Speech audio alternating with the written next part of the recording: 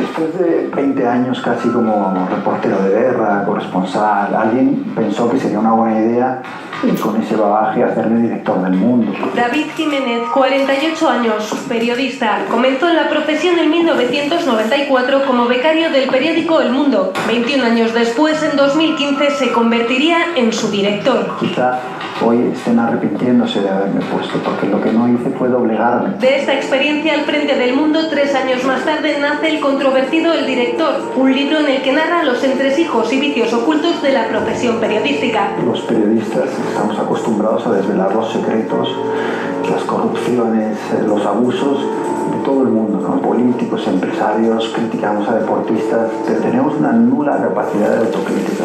Jamás desvelamos los secretos y las miserias que todos conocemos, pero nunca son expuestas en público, ¿no? Yo con El Director lo que he querido es por fin romper un poco esa ley, ese código de silencio que hay entre los periodistas.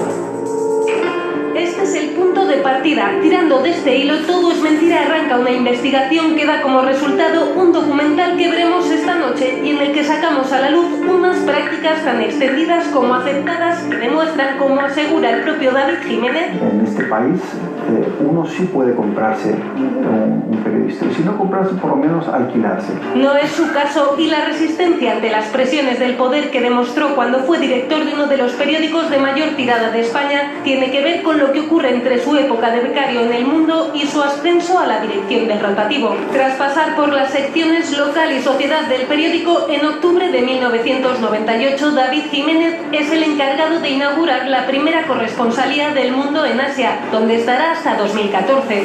Esos 17 años como corresponsal en el continente asiático marcarán su trayectoria como periodista. Así se explica que cuando en abril de 2015 es nombrado director del periódico que le vio nacer profesionalmente y que le dio la oportunidad de cubrir guerras, catástrofes humanitarias y hasta golpes de Estado, no sea capaz de seguir el juego de favores imperante en una época de crisis económica que se ceba especialmente con el oficio de informar. Cuando llegué a España me encontré una profesión en decadencia, me encontré el poder económico y político asediando a los medios, y estos medios en una situación muy precaria y de debilidad. David Jiménez fue cesado como director del Mundo el 25 de mayo de 2016. Es en este momento cuando decide denunciar las corruptelas, los chantajes y la manipulación política y empresarial del sector. David Jiménez rompe la ley del silencio imperante y cuenta cómo esos poderes modelan y sesgan la información que recibimos cada día. En el libro se cuenta con nombres y apellidos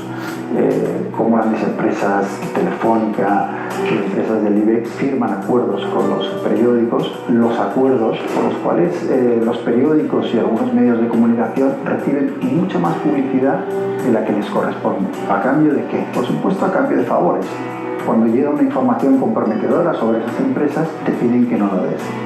Esos acuerdos se han mantenido durante muchísimo tiempo y yo creo que son una de las cosas que más limita la libertad de prensa de los grandes medios en este país. Según el director, durante un tiempo los sobresueldos fueron frecuentes. Los sobresueldos para informadores estaban ahora a la orden del día, pagados por agencias de comunicación, clubes de fútbol, partidos políticos y grandes empresas como Telefónica, que durante la presidencia de César Alierta llegó a tener subvencionados a 80 de los más conocidos informadores del país. La publicación a través de la plataforma Filtrala de la base de datos de donaciones y patrocinios del Corte Inglés reveló que la empresa de grandes almacenes pagaba por trabajos y consultorías a reconocidos periodistas como Fernando Onega, Isabel Durán o el jefe de opinión de ABC, Jaime González. A veces bastan pequeños regalos para comprar la voluntad de un periodista. La prensa vivía en la abundancia y los regalos de empresa colapsaban cada Navidad los servicios de mensajería de las redacciones. Jamones, cajas de vino, puro Montecristo, tarjetas regalo del Corte Inglés y cestas con caviar incluidos acumulados junto a las mesas de los redactores jefe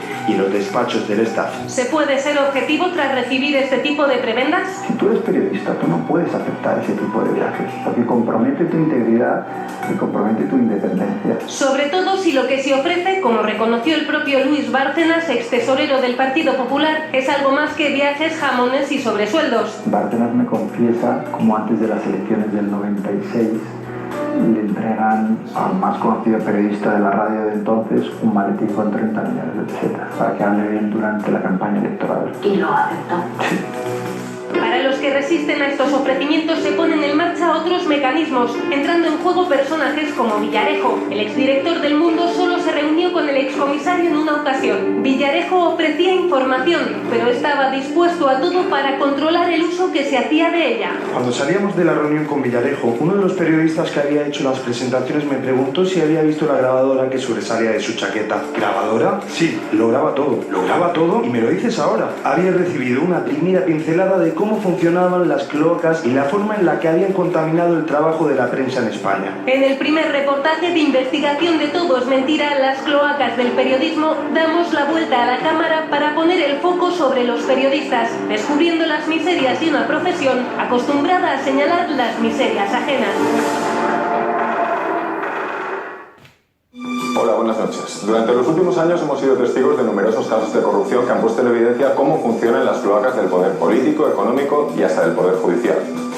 Eso ha sido posible gracias a la labor encomiable de innumerables periodistas que han hecho lo que tenían que hacer: fiscalizar el poder. Sin embargo, durante todo este tiempo nadie, o casi nadie, le ha dado la vuelta a la cámara. Es decir, nadie o casi nadie se ha dedicado a cuestionar el trabajo de esos mismos periodistas. Hace solo unos meses, David Jiménez, exdirector del Mundo, publica un libro que pone patas arriba todo el periodismo de este país y sobre todo su manera de funcionar. Y esta noche vamos a tirar de ese hilo. Esta noche se van a dar nombres de periodistas archiconocidos. Y esta noche se van a destapar muchas prácticas que, nos gusten o no, hoy por hoy están normalizadas. Corruptelas, prebendas, sobornos, chantajes, extorsiones, sobresueldos. ¿Se puede comprar un periodista? ¿Cuánto vale que alguien hable bien de ti? ¿Dónde está esa fina línea que separa un patrocinio de un soborno? La integridad de cualquier profesional es lo más valioso que tiene. Es tan valioso que algunos incluso se dedican a traficar con ella. A partir de esta noche vais a plantearos muchas cosas porque vais a ver la realidad con otros ojos. Y es que la película cambia cuando conoces cómo son y sobre todo cómo trabajan los que te están contando esa película. Periodistas, en sus manos está defender la democracia y la verdad. Son nuestros ojos y nuestros oídos en el mundo. Ellos vigilan al poder, pero ¿es posible ejercer el periodismo sin corromperse? El periodista tiene que saber que tiene que estar cerca del poder para poderlo controlar, pero no tan cerca como para ser atrapado por él. El periodismo español lleva años denunciando con éxito la corrupción en la política y en los círculos de poder. Pero ¿quién controla a los periodistas? El banco, desde arriba, se había dado la orden de que a los periodistas se les concedieran créditos a tipos de interés que no estaban en el mercado. Hay economistas que todo el mundo conoce, que salen en radio y en televisión, que les patrocina directamente un banco. ¿Se puede comprar la voluntad de un periodista? ¿Es ético que los periodistas acepten regalos de lujo de empresas sobre las que tienen que informar? Claro, aceptar esos regalos alguien no podría interpretar que tu independencia... No, que interprete como quieras, yo tengo mi ética personal y sé cuándo tengo que decir que sí o decir que no.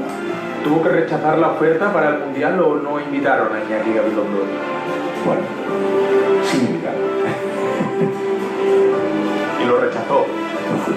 Con la eclosión de los medios digitales nace una nueva especie de periodista dedicado a la extorsión. Con una audiencia insuficiente para su sostenibilidad económica, algunos de estos medios se dedican a chantajear con información, falsa en la mayoría de los casos. Me dice que tiene una recopilación de informaciones contra el Consejo con las que va a hacer muchísimo daño y que a cambio de no publicarlas tenemos que pagar 300.000 euros. El tándem formado por el excomisario Villarejo y el exministro de Interior Fernández Díaz sacan lo peor y lo mejor del periodismo. Yo, siendo director del Mundo, a mí se me ofrece 2 veces un informe falso sobre la financiación de Podemos. ¿Qué ocurre? Que al día siguiente de rechazarlo sale publicado en otros medios. ¿Hay miedo hacia Villarejo? Muchísimo. ¿Por qué? ¿Por qué hay miedo? Pues porque es gente muy mala. ¿Y la parte de ahora incluye grabaciones? No, aparte de peor, incluye que te mate. ¿Existen las presiones del poder económico? ¿Hasta qué punto los anunciantes pueden condicionar lo que escriben o dicen los periodistas? Yo viví presiones de grandes empresas que sí que se creían, en cierto modo, con la potestad de decidir sobre qué se publicaba o no se publicaba porque eran grandes anunciantes, ¿no? Este es el mejor momento para hacer periodismo y el peor momento para vivir del periodismo. Y ahí está la clave.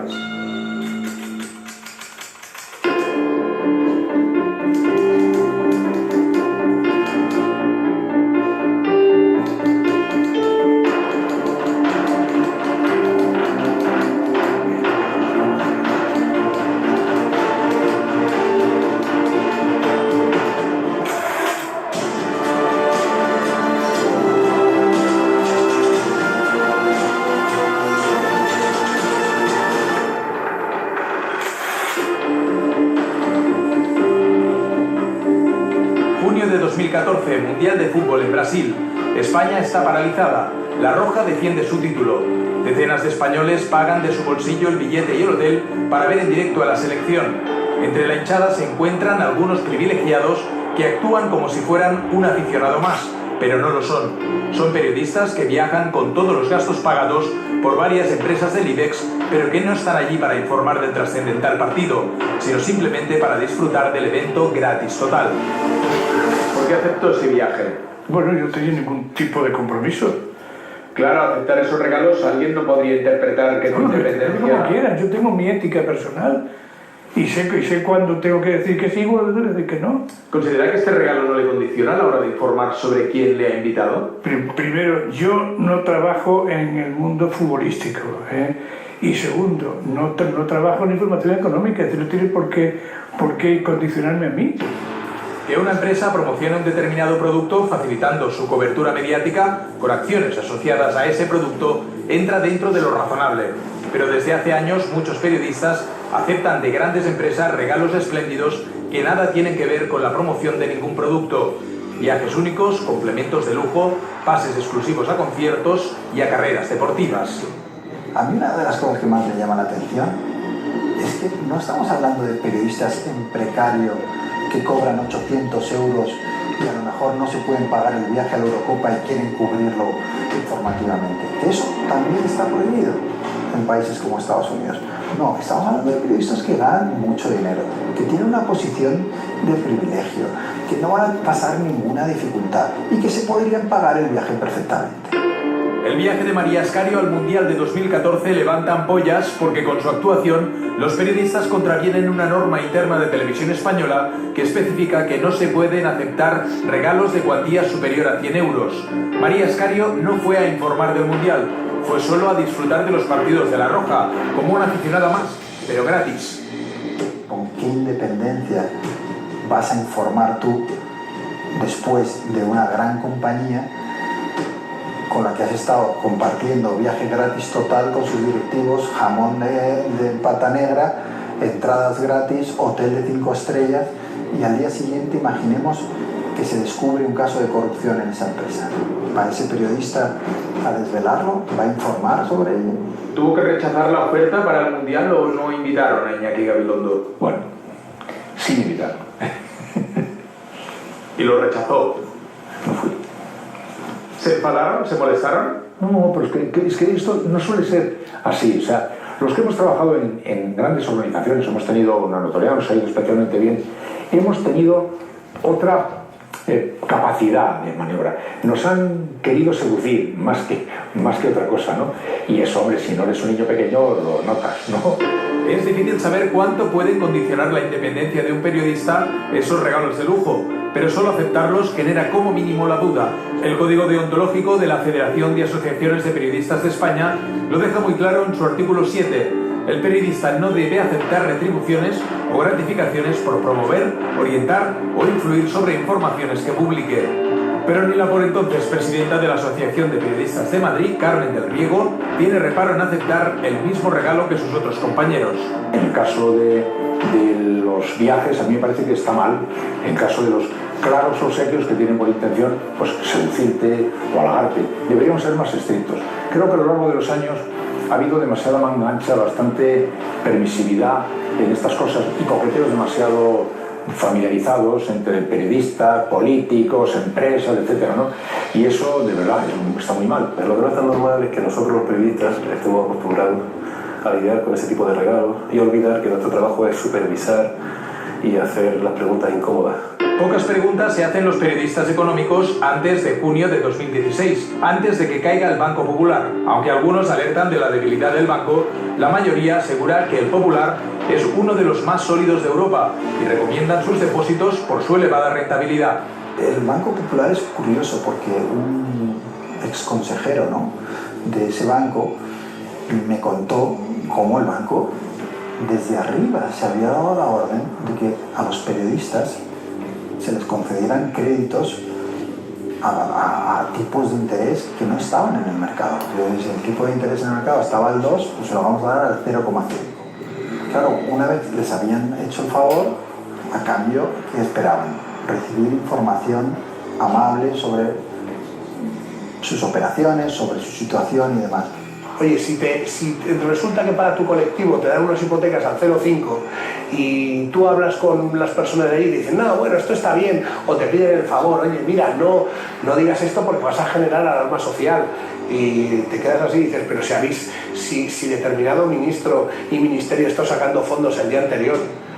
Lo increíble es que ese banco, que durante décadas mantuvo la reputación de ser el más sólido de la prensa de la banca en España, terminará yéndose a pique. Y uno se pregunta, oye, a lo mejor si los periodistas hubieran estado alertando sobre las cuentas de ese banco antes, en vez de recibiendo créditos a tipo 0,5, nos habríamos ahorrado muchas desgracias para pequeños ahorradores, para gente que eran accionistas.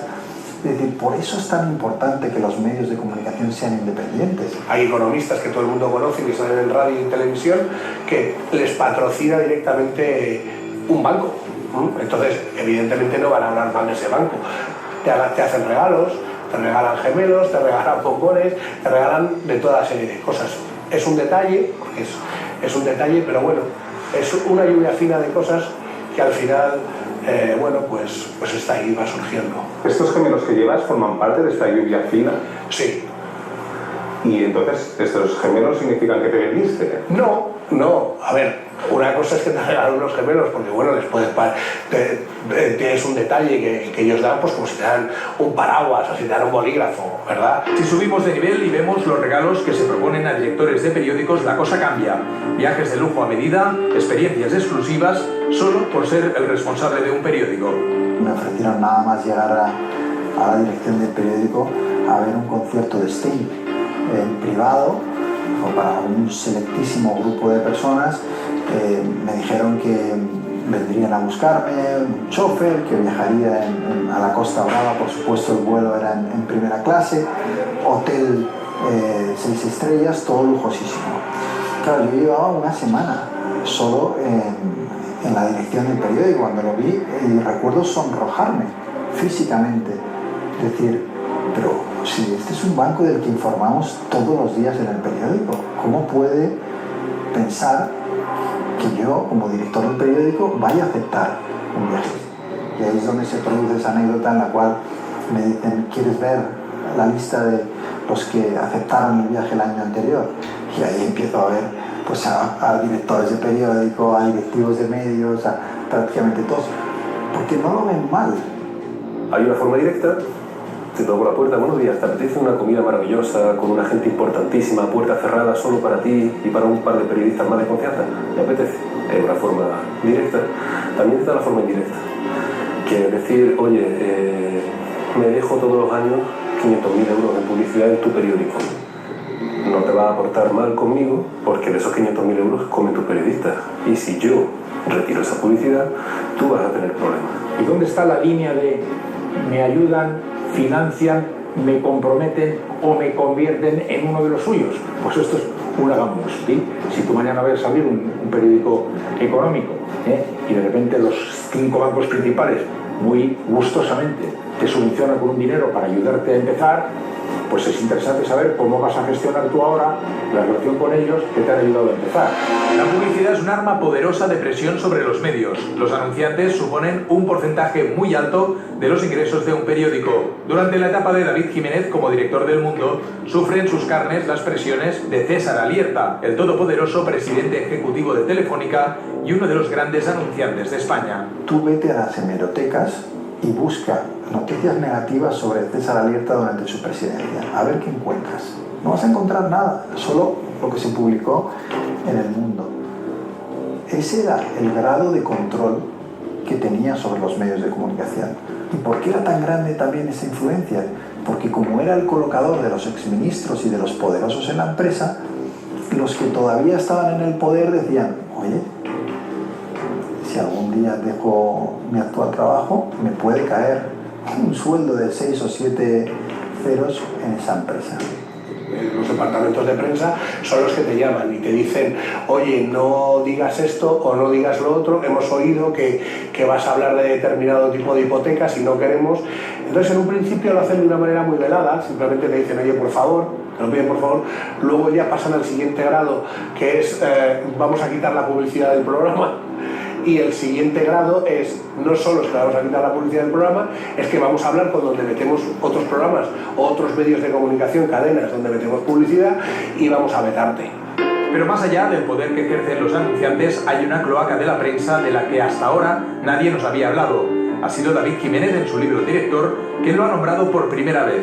Son los llamados acuerdos, pactos secretos entre los periódicos y las grandes empresas, mayor inversión publicitaria a cambio de influencia en la línea editorial. Yo no lo había oído nunca, pero cuando llego y se habla, y de hecho en el libro cuento una reunión en la que estamos con el presidente del BVA, Francisco González, donde se le pide que a ver si puede arreglarnos el presupuesto porque el año no está yendo como debería.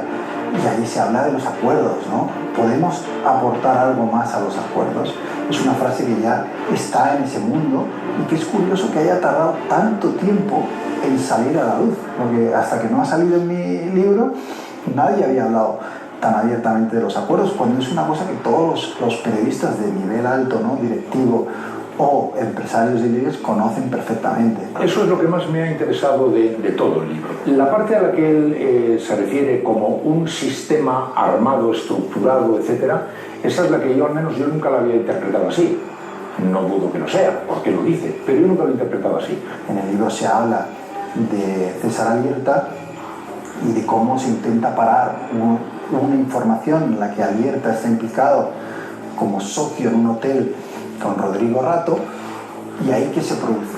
Se ponen en marcha los acuerdos, es decir, oye, pues si yo te estoy dando más dinero del que te corresponde, si tu medio, yo le he entregado este año X millones cuando en realidad por audiencia le correspondería la mitad, por poner un ejemplo. Ahora te toca a ti cumplir tu parte del trato y no publicar esa historia. Si alguna cosa esconden celosamente las cloacas del periodismo, son las ingentes cantidades de dinero que las distintas administraciones destinan a periódicos y emisoras de radio en forma de publicidad institucional. Gobierno, autonomías y ayuntamientos tienen a su disposición presupuestos millonarios que utilizan para financiar especialmente a los medios afines. La publicidad institucional se utiliza de forma arbitraria, es decir, premio a los medios que me tratan bien y castigo a los que no. Hasta tal punto que El Mundo, por ejemplo, teniendo más audiencia que La Razón, y no sé si que la ABC, pero parecida, en Castilla-La Mancha, como Dolores de Cospedal se había enfadado con nosotros, nos dejó a cero. No recibimos durante años ni un solo euro en publicidad institucional porque la cobertura que hacíamos no era de su agrado. Mientras esos dos otros diarios competidores, tanto La Razón como la ABC, recibían grandes cantidades en publicidad. Pero otras veces éramos nosotros los beneficiados. ¿Qué medios reciben publicidad institucional? Es casi un secreto de Estado. Al diario.es le cuesta 2 años averiguar cómo reparte el pastel publicitario Ana Pastor mientras está al frente del Ministerio de Fomento. Si vemos las radios en las que su departamento inserta publicidad, gana por goleada Federico Jiménez Los Santos, 28 euros por cada 1000 oyentes frente a los 8 que recibe la SER, la cadena líder. En prensa son el ABC y La Razón los más favorecidos por el reparto. Reciben más de 190 euros por cada 1000 lectores frente a los 83 que recibe El País, a pesar de ser el periódico líder en ventas y en lectores. El gobierno puede chantajear a los medios de comunicación si tú das esta información, o si no relajas tu línea editorial, o si publicas determinadas informaciones, te voy a cortar el grifo y ya no vas a recibir tantos ingresos por publicidad institucional. Esto es un peligro, claro. Aún es más escandaloso el reparto de la publicidad de Metro de Madrid durante la etapa de Esperanza Aguirre e Ignacio González, entre 2011 y 2015. La Razón se lleva más de 1 millón de euros y El País o El Mundo se quedan en apenas 50.000. El periódico de Maruenda recibe el doble de dinero en publicidad que el resto de medios juntos, pese a estar muy por detrás en lectores. En la radio sucede lo mismo. Radio Intereconomía, pese a ser una radio con una audiencia residual, consigue 334.000 euros en publicidad, 12 veces más que la SER.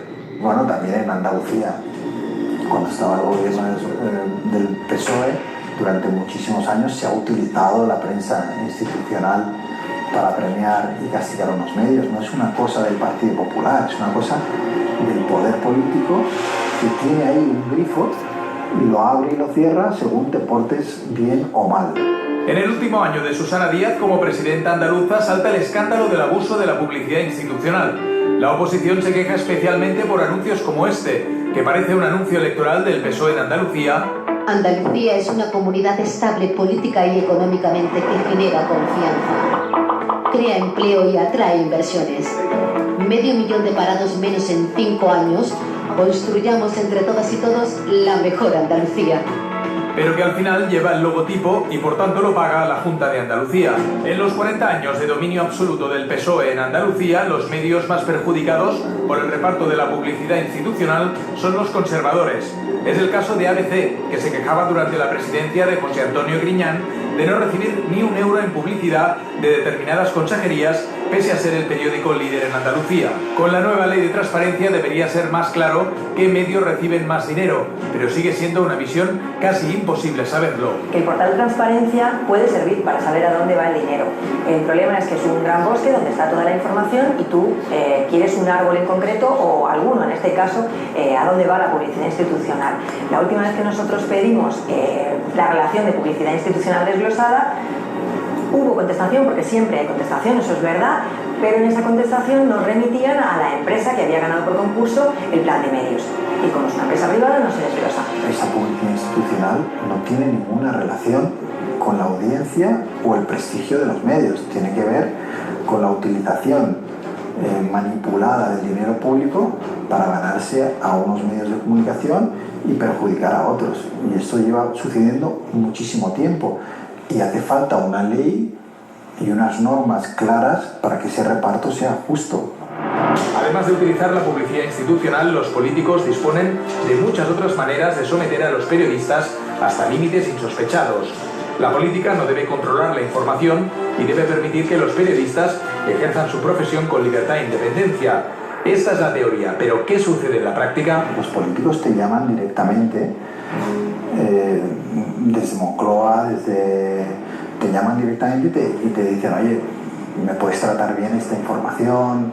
No lo hacen de una manera tosca o agresiva porque eres el director de un gran periódico. Ellos lo que hacen es manejarse y presionarte de una manera sutil, ¿no? Y luego, ¿qué ocurre?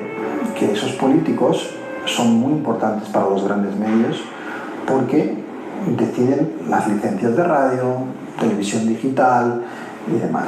Yo, por ejemplo, no voy a comidas de trabajo con políticos. No voy a comidas de trabajo con políticos. Me pierdo mucha información, pero prefiero perder mi información para mantener un punto de independencia. Yo, por ejemplo, estoy en un grupo de 8 periodistas que todos los jueves solemos comer con un político en un hotel de Madrid, ¿no? ¿Qué es lo que te aporta eso? Bueno, te aporta primero un conocimiento del personaje, te aporta los últimos datos que tengas sobre la información y te aporta un análisis de la situación que a veces lo utilizas como si fuera una fuente tuya, ¿no? Sin citar al personaje.